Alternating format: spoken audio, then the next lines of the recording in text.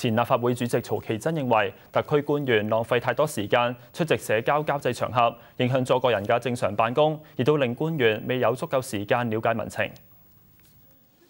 澳門嘅社團眾多，經常都會舉辦各大大小小嘅活動，而喺呢一啲活動上面，經常都會見到局長、司長甚至係行政長官嘅蹤影。前立法會主席曹其真認為，特區官員出席呢一類社交場合嘅時候，需要有選擇性，否則將會令到官員疲於奔命之外，亦都影響咗官員嘅個人學習以及思考時間，更加令到官員未有足夠嘅時間去了解民情。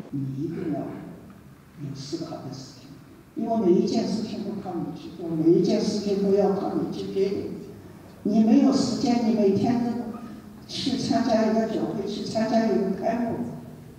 曹其真又指，特區政府喺過去11年所做嘅工作係值得肯定㗎。不過喺管治當中，亦都存在咗唔少嘅問題，例如係管治團隊缺乏經驗等嘅先天缺陷。佢認為管治需要具有人性化，並且指出特區政府官員嘅思維未能夠跟得上社會發展嘅步伐。我們政府的官員，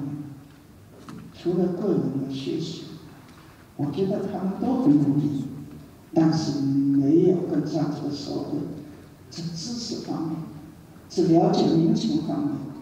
面，老百姓也在改變，思想在改變，人們這個世界在改變。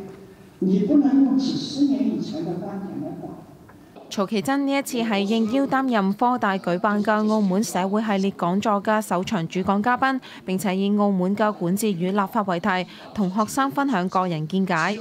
澳門電視台記者陳慧琳報道。